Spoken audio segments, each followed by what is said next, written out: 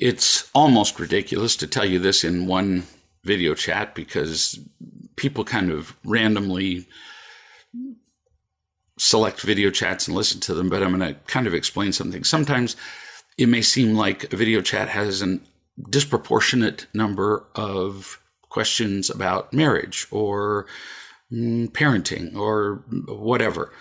I simply do the video chats as I get them and edit them and put them up. Some people write me and say, you don't have enough parenting video chats, and other people say it's too many, so they're roughly the same. It must be close to right. This particular time we begin with a comment or a question from somebody who's an adult, and it's not about kids. This particular woman says, I used to spend a lot of time on Facebook, wasted a lot of time. Didn't spend enough time with my son or husband. Then I quit cold for 9 months. And then tonight I went on Facebook again for the first time in 9 months. My excuse was that, well, I haven't been on there for a long time. We've all heard this one. And I just wanted to check to see if somebody had messaged me because we couldn't miss that. Messaged me something important. Revelation. Not a single important message in 9 months. Nothing has changed that matters. Well, there's got to be a lesson in there somewhere. She continues. So now I know who's pregnant and who's getting married and who still posts on what groups, but it's all irrelevant to me. And the people that really want to contact me know exactly how to get a hold of me. They email me, they message me, they text me, they talk to me on the phone, they Skype me. I can see that I'm somewhat a lesser part of some people's lives, though. I can sense that. I know less about what they do, where they live, how many kids they have, what online articles they like. And they know less about me too. But maybe it's not really the right way to look at this because it's not a loss to me. Knowing about the surface of people's lives, I think, doesn't mean really knowing them. Ooh, you're brilliant. I mean, this is really well said. So I'm going to repeat it. Knowing about the surface of people's lives, I think, doesn't mean really knowing them. Brilliant. You can take an old car and give it a perfect paint job and make it look flawless, and it may not run at all. We have become a society of prolific but superficial connections. We know everybody, but very little meaningful about them. That may not be a good thing. You continue. I was never really known by most of these people anyway. Like really know me, my fears, my challenges, my victories, to know my soul. A few do, and that's what I've gained. I've gained people that know my soul by not paying attention to Facebook because I have more time to get to know people who can see my heart, who know what my life is about. And that's how I want to know people too. Knowing about people's latest vacation or seeing pictures about their baby shower, well, it's kind of boring or meaningless.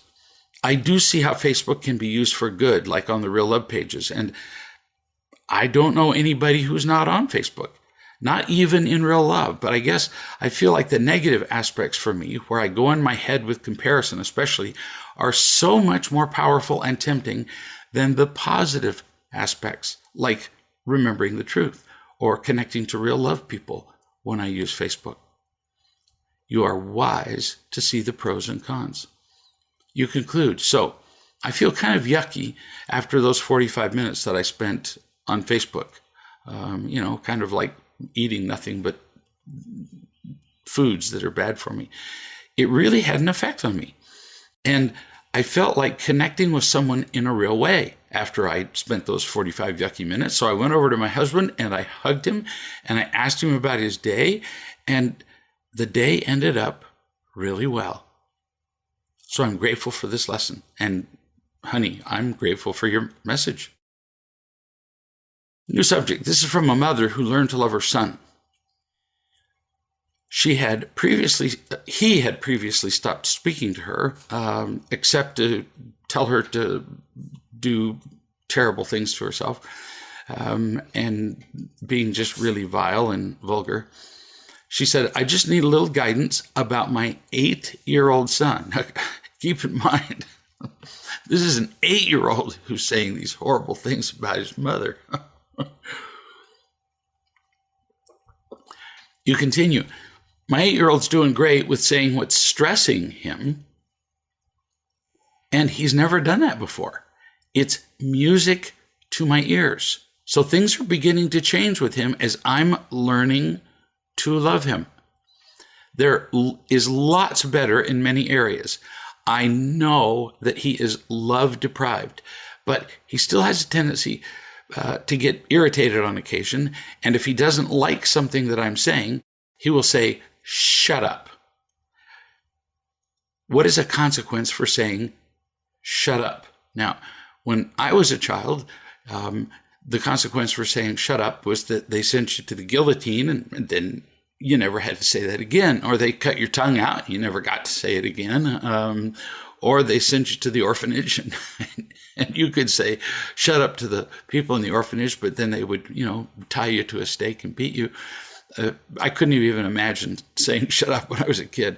But now it's become a really pretty common thing. I hear this all the time.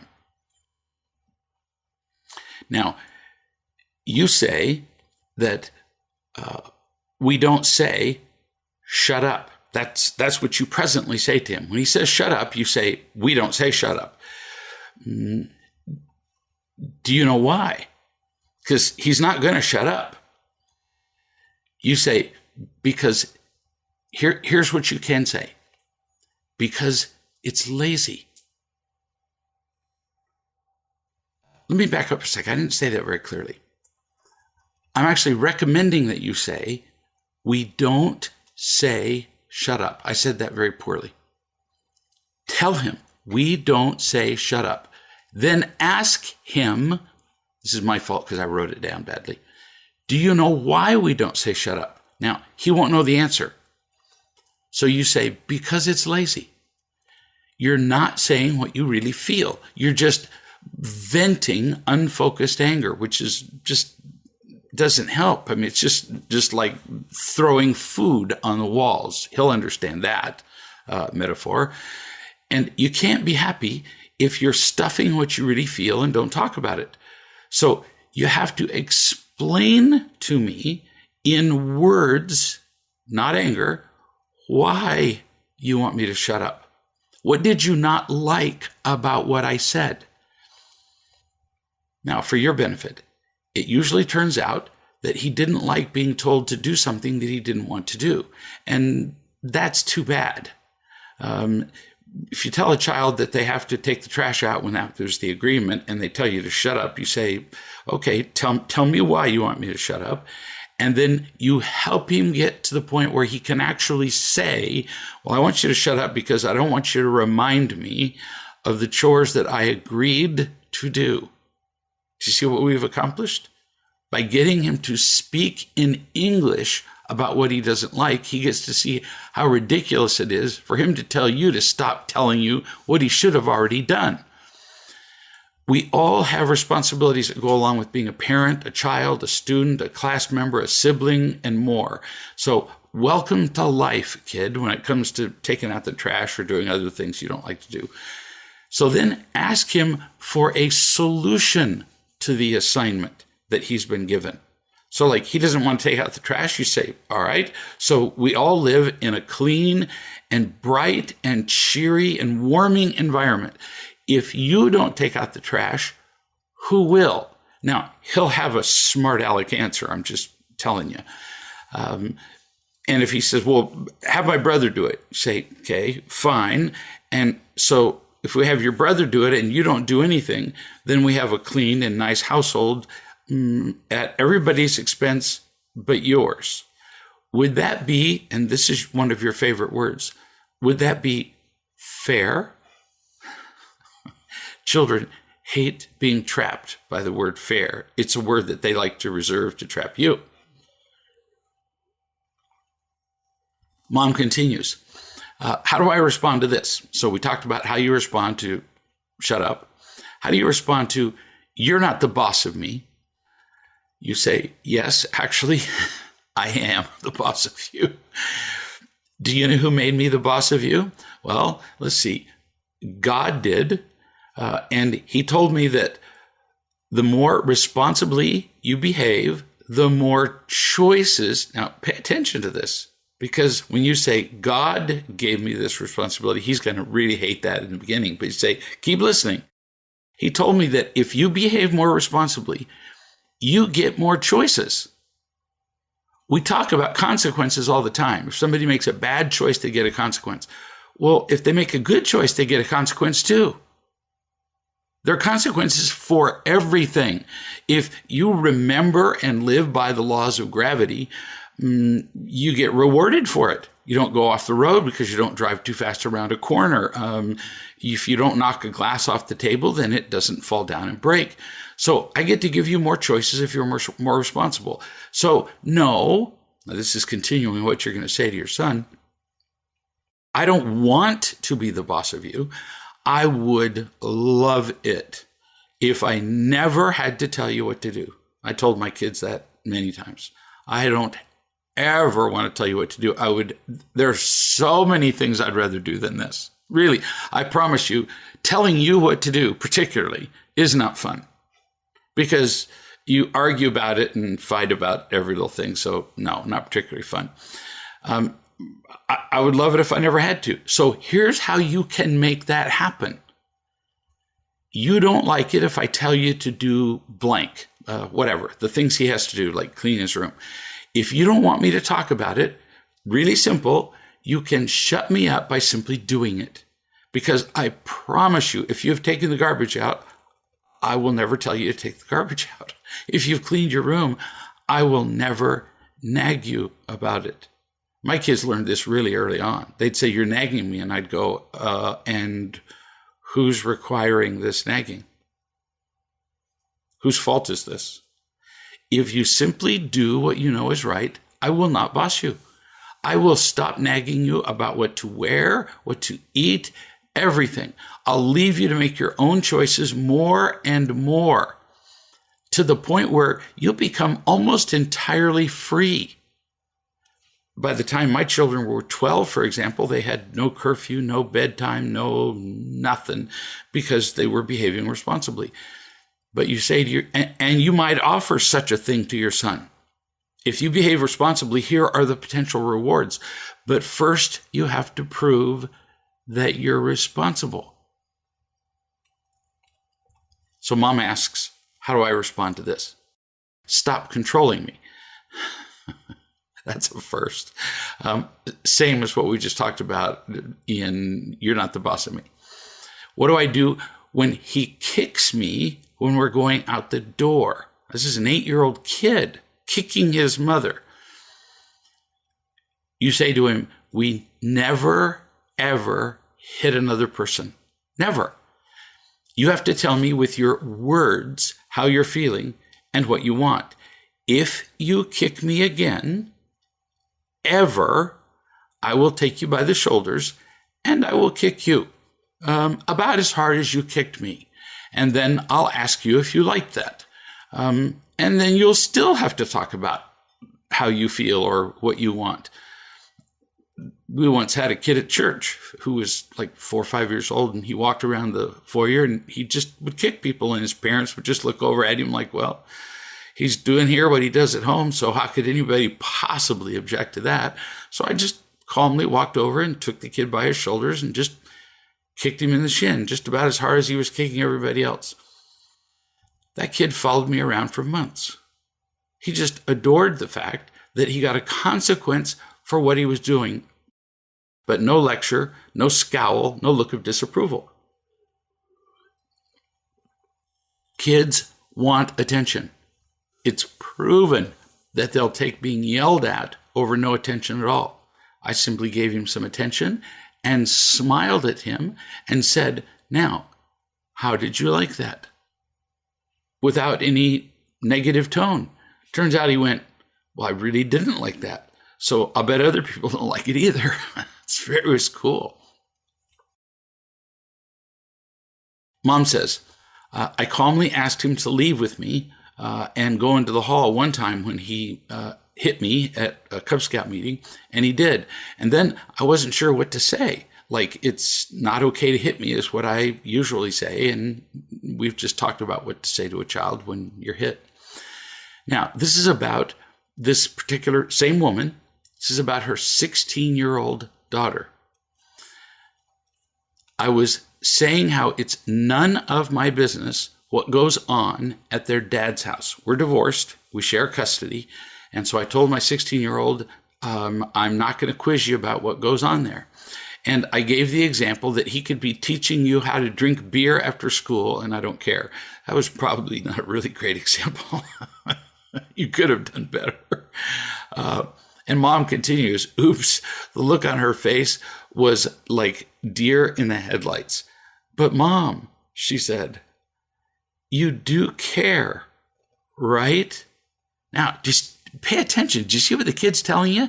The kid knows the difference between right and wrong. So when you said, I don't care if your father teaches you to drink beer, the kid's innate, intuitive sense of right and wrong kicked in, and the kid went, well, you wouldn't do that. You care about me, right? You care about what's right and wrong. And I corrected myself. I said, of course I do. I used a bad example. I care a lot about you, but I don't care about controlling your father anymore. So that's the real point, is that you can't interfere with him, but you will always care about them. And so you don't care what he does at his house, but if he does something that harms them, you do care. For example, and now I'm talking to everybody who's listening, not to the mother, this particular father on occasion, he drinks every day and smokes pot, but in his particular state, pot is not legal, and drinking and driving is not legal. Imagine. And he does both, and he loads the kids in the car and then goes driving. And so it is important that the kids tell Mom about that, and that Mom document those occasions and have the kids sign them. Why? Because the day is going to come when he's going to do this enough that there's going to have to be some arrangement made in the custody arrangements of the divorce. Because on the whole, most judges aren't in favor of drinking and driving, and they're especially not in favor of parents drinking and driving with their children. Imagine why. New subject. This is from a mother, young mother. She said, you wrote a really helpful blog about technology addictions a while back.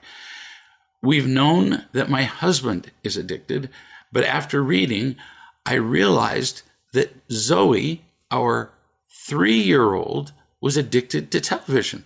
This really surprised me because she's only allowed to watch one movie per week. Pay attention. We tend to define addiction as something that's done really often. So alcoholics are famous for saying, I only drink on the weekends, which means, of course, the entire weekend. They get off work, they drink until pretty much Monday morning, but they're not alcoholics because they still have a job. In fact, it's a famous phrase amongst alcoholics. Well, he uses the excuse that he regularly works. So this little girl watches a movie, one movie per week, but the signs were undeniable.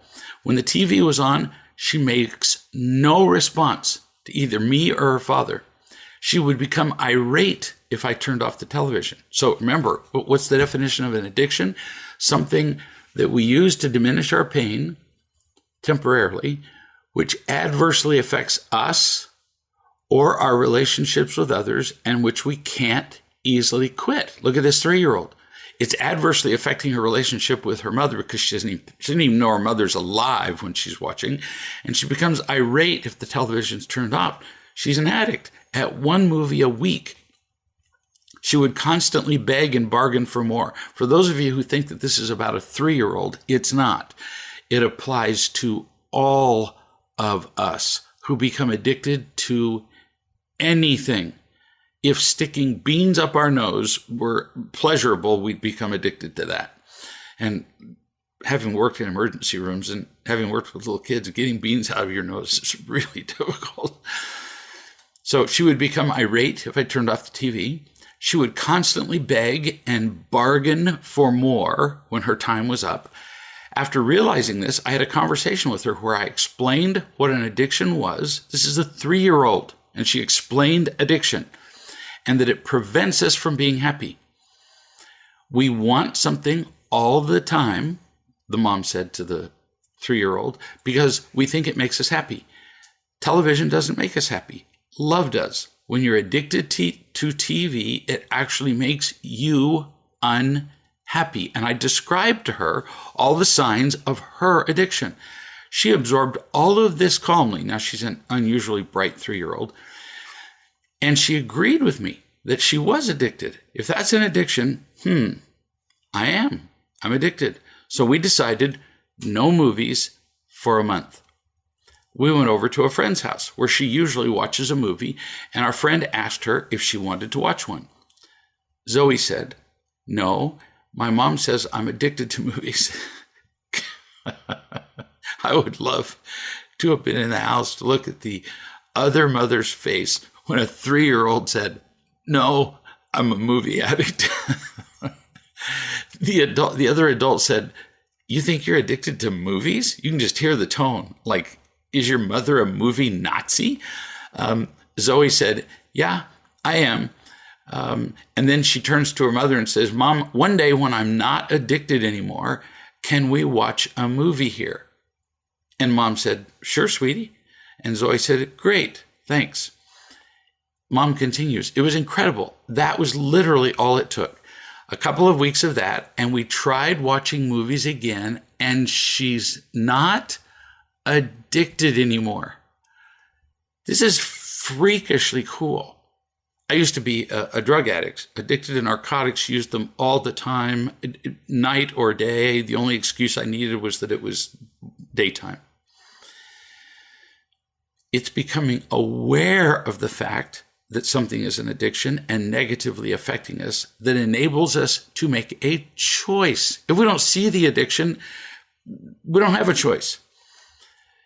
So we tried watching movies again. She isn't addicted. She now, while she's watching the movie, responds to me, and she doesn't cry when it's turned off. I can hardly understand how it could be this easy. So we recently did the same thing with treats, candy and that kind of thing. We came home from a church event and she had candies with her.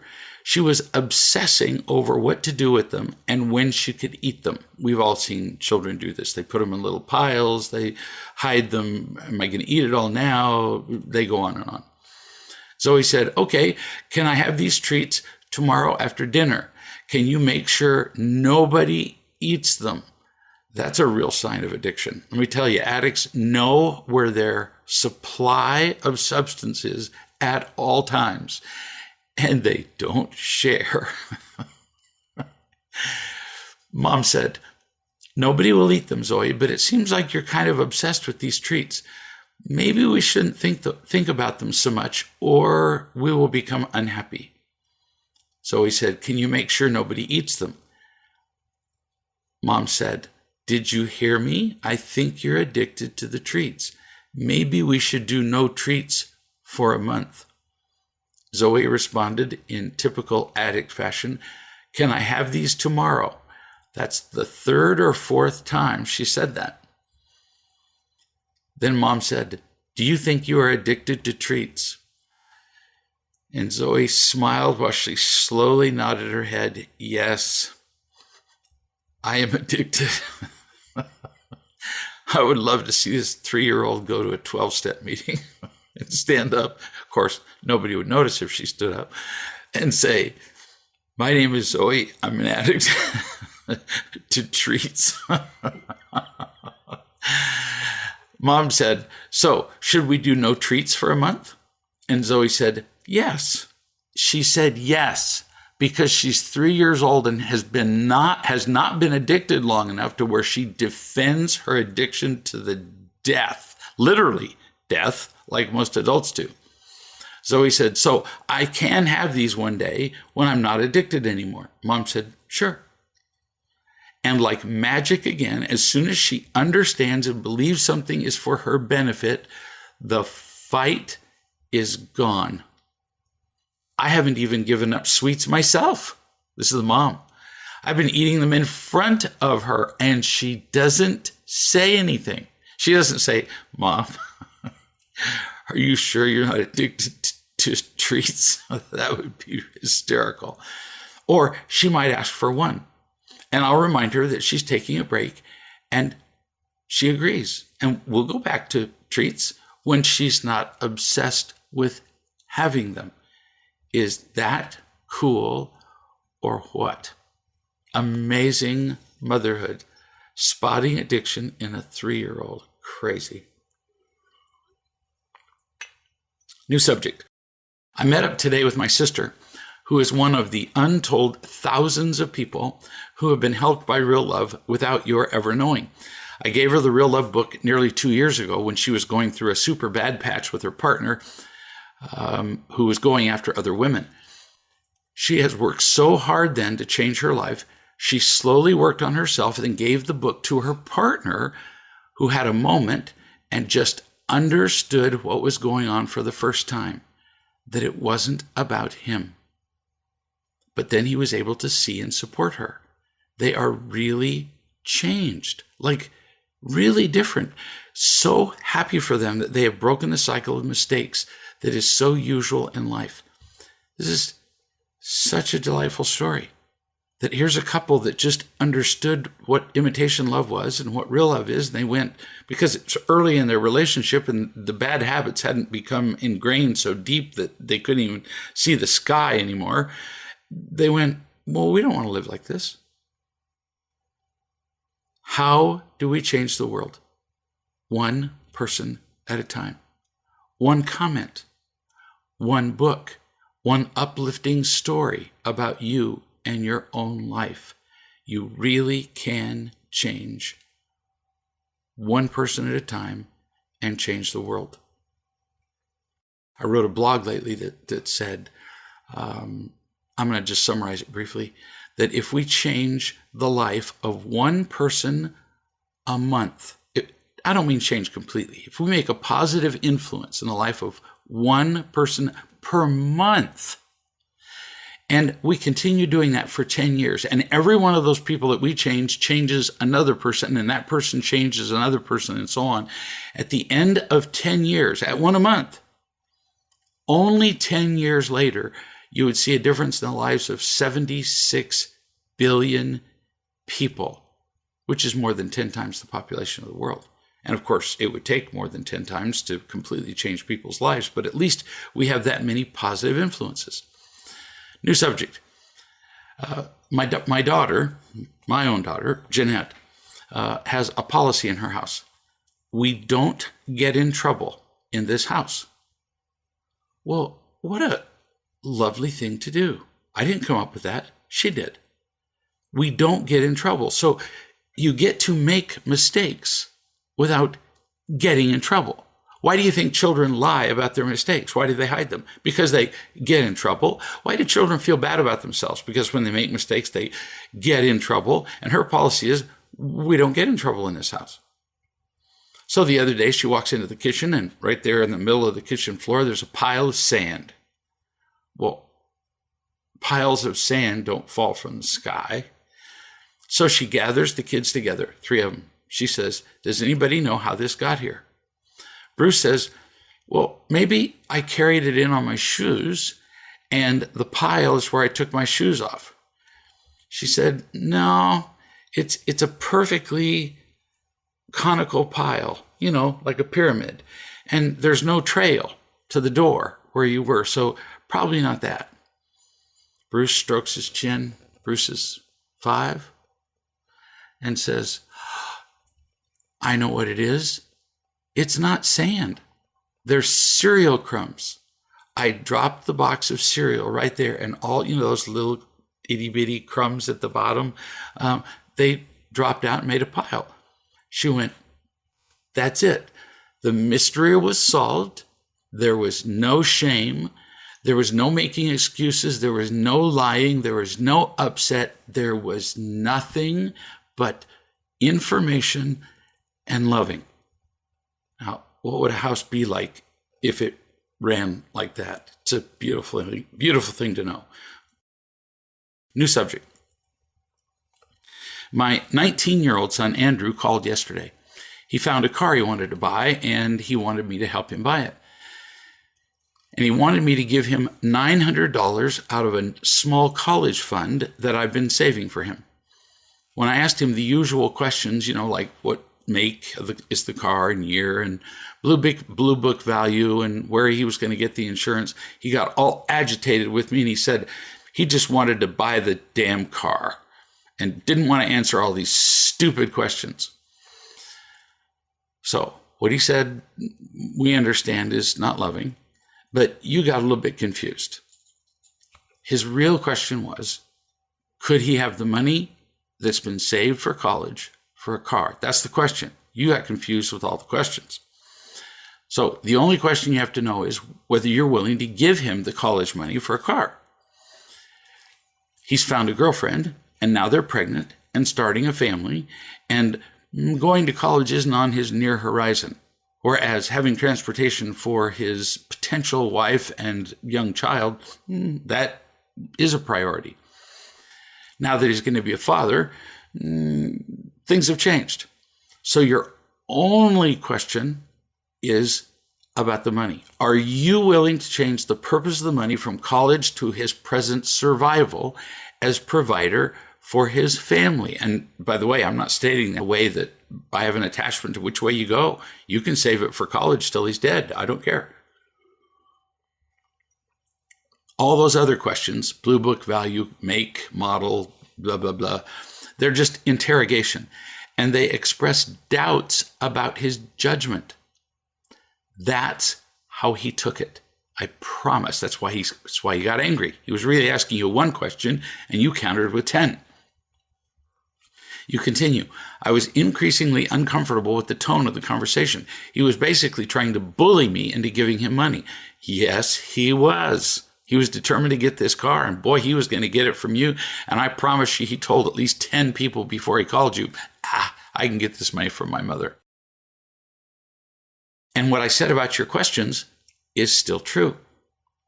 If you weren't sure about giving him the money, you could have simply asked for more time to think. That would have been fine. Hey, I will call you back in half an hour after I've thought about it. Instead of interrogating him. You continue. His dad supposedly was going to go with him to check out the car within the hour. So here I'm getting all this pressure from his dad, unspoken, and from my son, spoken, to hurry up and make this decision so we can go get this thing done. So there was this got to do it right now energy about it that I didn't like. Well, no doubt you're right. It's the kid's first car, nothing quite so magical. First kiss, first car, first love, big moments. He's very excited. He couldn't imagine that you would shut down his dream of getting his first car. So he pushed you. He was pretty attached to his dream. He was wrong to do that. But then the conflict ramped up because you were interrogating him. Interrogate translates to attacking him. You continue. He eventually said he was only interested in talking with me if I was going to give him the money. Not a fun thing for a parent to hear. I will talk to you only if you pay me. And I said, well, then I guess we're done for now. And he hung up. You didn't mean to, but you just poked him right in the eye with a stick. Next time, you just ask for time to think about it. You wouldn't feel pressured. And his comment about only wanting to talk to you if you give him money wasn't personal, honey. Don't make it personal. Nor was it entirely true. How do I know? Because you wrote me, a couple weeks ago. what a great time you'd had with him and his girlfriend, both of whom chose to come over to your place and just hang out. So he was just mad that you stepped on his little dream, and so he poked you right back with a stick in your eye. You continue, it brought back all these body memories of being bullied by my ex. Now we're getting to it. And pressured around financial stuff. Yuck. It's been so nice to be away from all that crap. I always had money myself during my marriage because I took care of it. But my ex never did. And it's still the same. Did my ex take care of buying my son the car? No. He sent my son to me to bully me into getting it, just like he used to bully me himself. Exactly. So you reacted out of PTSD to a bad marriage and an irresponsible ex, and so did your son. To your past incidents of being angry and controlling of him. So you were in PTSD, your son was in PTSD because of you. So we have PTSD meets PTSD, and that just really never, ever, ever works out. It's always a disaster. It's like the two of you, who you really are, weren't even on the phone together. And it's natural. So now just recognize that you just both screwed up, but you can't expect your 19-year-old son to be the initiator of healing this wound. So just correct it. Decide yes or no on the money and deliver your decision and tell him you love him. But don't punish him for your getting triggered because of your PTSD. This is what unspeakably important for everybody who's listening. Never punish somebody else just because they touched an old wound that has existed your entire life. New subject. This afternoon, my husband, Orrin, snapped at me. I didn't react well at all. All I could think to do is get out of the way. Now, that's one way. Or you could have calmly asked him to tell you why he was angry. Just like I was telling the mother earlier in the video chat, when the kid says, shut up. No, we don't say shut up. We have to actually use our words and express why we're irritated. Same here with your husband. You could have just calmly asked him to tell you why he was angry. Don't tell him that he's angry. See, if you started off with, you're angry. Yeah, see, that's starting a conversation with an accusation, and I've never seen those go well. You say, would you be willing to tell me what is upsetting you or why you're irritated? So just ask him to talk about it because you care about him rather than because you're offended. You continue. While I was cooking dinner, I was quiet. Yeah, this is a favorite, which will come across as anger. It's a form of sulking, which I happen to know is true because I know you. Knowing that, you'd go out of your way, knowing that sulking would be perceived as attacking. A better approach would be to go out of your way to talk to him. Or if you're just feeling quiet, tell him that you're being quiet isn't about him. Because after an expression of anger, any kind of quiet is going to be interpreted as quiet attacking. You say, after dinner, I was so tired, I told Orrin that I needed to lay down, and I just zonked. I was gone. Poof. When I woke, he was still angry. In a couple of hours, we talked a bit, and he admitted that he was wrong. He admitted that he'd kind of gotten lost for a few hours in his irritation. He'd become obsessed trying to solve a problem with the computer. See how cool this is? If you'd asked him, he would have told you the frustration was about the computer, but instead you took it personally. And I get why. It's all PTSD stuff. He'd become obsessed with solving this problem, and his frustration was just spewing out on everybody.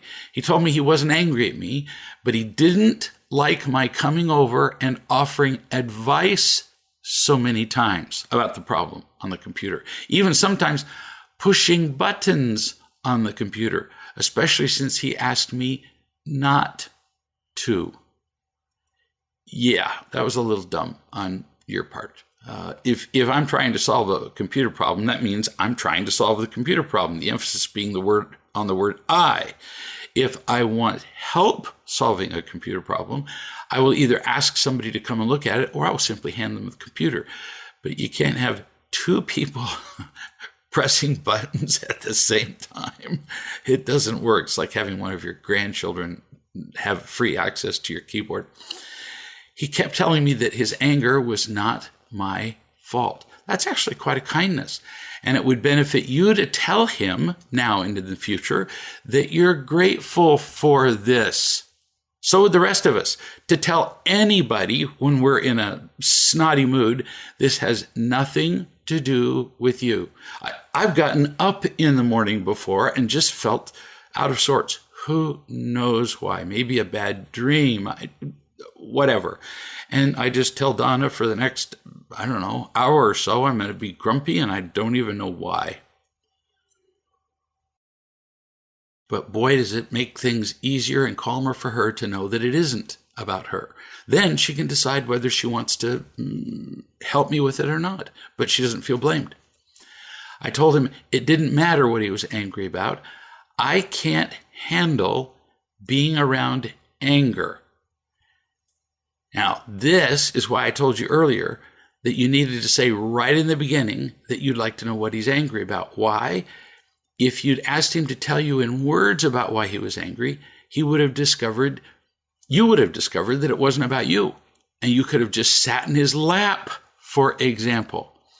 It's not anger that you can't be around. That's an old PTSD wound. You think you can't be around anger at all because you were raised in a home where that's all there was. It's anger at you that bothers you by far the most. Really, you might tell him now that you just learned this, that it's anger at you. And if you learn the anger isn't about you, well, then you suddenly can become helpful rather than offended. We all need to do this. We can deal with anger if it's not about us. In fact, if somebody tells me they're angry and it's not about me, I'll go out of my way to love them so that they can be happy again. You continue. I started to feel connected to him again then, and then I did something else that irritated him. It happened several more times, and then I just shut down. I couldn't keep taking the jabs at me. All I knew to do was be quiet and try not to do anything that might irritate him some more. I tried to please him by making him a smoothie, which he really enjoys. During that time, he asked me if I was still upset.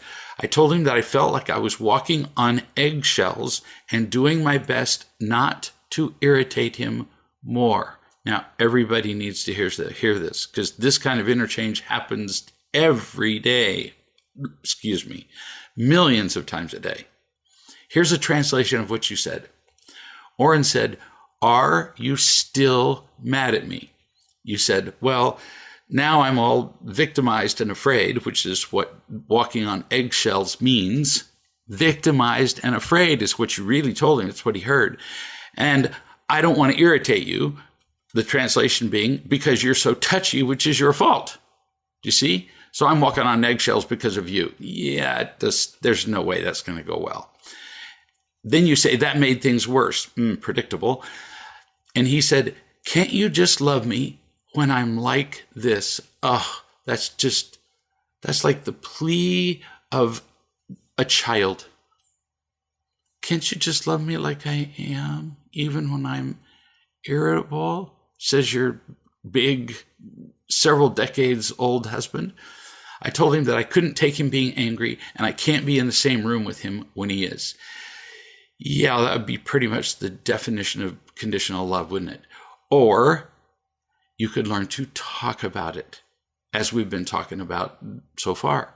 Otherwise, you're saying, I can love you only when you're not angry, which, of course, is conditional love and would feel just terrible to him. We can all learn a lot from this interchange between these two people. New subject.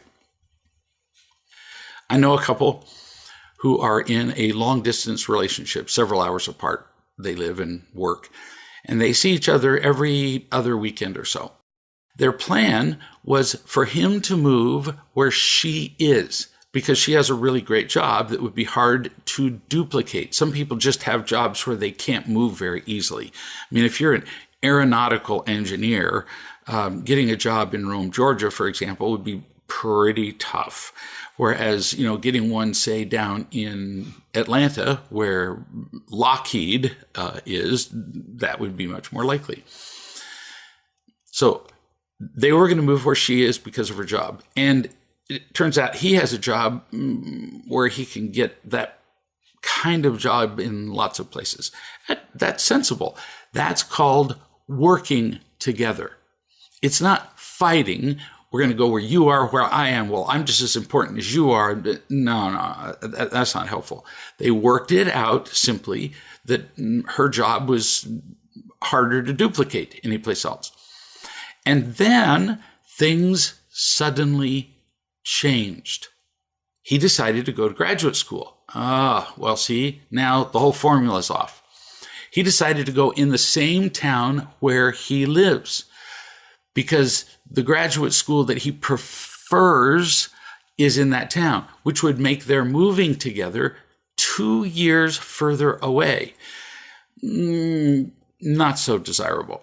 And he just sprang all this on her because he'd just barely come from a seminar where he'd learned about it, and he was all excited about it. And I'm going to go to this school. And he's not even thinking about the consequences that this is going to have on her. Most partners would have had a fit about the change in plans. Nope. Instead, they're doing this. He's going to research schools in the town where she lives, schools that would do roughly the same thing as his, even though it may not be quite as good as the school he would have preferred in his town. And she's going to research the possibility of getting a job that may not be quite her ideal job in the town where he is. They're going to get together all the information, and they're going to make no decision until they are unanimous in their agreement. That is partnership. Oh, what a beautiful example of solving a problem. This is a tip for parenting. I said it just the other day to a couple of parents, and so I'm going to share it with you. It's really important that children are taught immediate and eager obedience. So when children are told, get in the car, they need to be taught through loving and teaching over and over and over again, and then consequences if necessary. I've on occasion had parents have to duct tape their kid up, drag them across the lawn, and put them in the car seat to teach them to do it on their own. That doesn't have to happen very many times. Immediate obedience and eager. So if a parent says to a teenager, I need you to go out and rake the lawn because it was supposed to be done yesterday, it is not enough to go, well, okay. No, that's not eager. Immediate and eager. I'm glad to go do it. I'm sorry I didn't do it earlier. Because see, that's how the world works. Try doing not immediate and not eager with your boss and see what happens. That'll only happen so many times before you're fired. Try not immediately doing what a policeman says when he pulls you over, and try doing it with a really snotty attitude and see how long it takes before you're in handcuffs. If there's something you have to do it right now and do it eagerly. I do it all day long. People make requests for my time, and I decide yes, happily, or no, that's not something I'm willing to do. Eager and immediate or not. Now, in the case of a child, the not isn't really an option. Every time, if you do anything else with a child, you have chaos. Because now every time they have to decide whether it's immediate and eager. Well, no, I think, I'd rather do it tomorrow, and I'd rather complain about it, and I'd rather whine, I'd rather moan. And they have unlimited variations on delaying and whining. No kidding. It just goes on and on. Whereas there's just one with immediate and eager. If they don't learn this early, life will teach them later, and the price later in life is going to be pretty bad. I'll give you an example. So my grandson, Bruce, who's 5, he's eating lunch outside at a picnic, and he is saving, he has a couple of little gummy fish. You know, there's gummy worms and gummy bears, and, well, turns out there's gummy fish. Gee, why not? I don't know if they're gummy ostriches. I've never looked for them. But so he, on his little paper plate, he has 2 little gummy fish saved because those are his favorite thing, and he's saving those for last. His mother comes along and says, it's time to put the plates in the garbage. Unbelievable. You have to see the kid's face to know that he doesn't feel threatened, afraid, bullied, controlled, none of that. He just immediately and eagerly does what he's told. So he immediately throws his plate in the garbage can. I mean, she says, it's time to go throw your plate away. He throws the plate in with the gummy fish on the plate. Well, she noticed that, and she said, it's okay if you bring the gummy fish. And he says, well, I'd have to get him out of the garbage. And she said, no problem. He was only too happy to jump into the garbage can and grab the plate and pull off the gummy fish. It's almost a difficult lesson to communicate. Immediate and eager obedience brings the rewards of things getting done quickly, things being organized, people cooperating, and in the end, you pretty much get what you wanted anyway. Bruce still got his gummy fish, even though he was eagerly and immediately obedient. Imperative lesson for kids. Next. Here's a man who has been doing real love for a while. He said, I talked to my sister last night. She's a big politics buff. And we talked about issues and candidates, but we had fun. Even though we both really disagree about issues and candidates by a lot. She could explain both sides of any issue, which is not something I have found in very many people around highly emotive topics like politics. Yeah, no kidding, as witnessed in our recent election or pretty much any election. But she was incredible. I enjoyed myself. And I told her what I was thinking about, as far as a career change and other things that were going on in my life. And she really listened.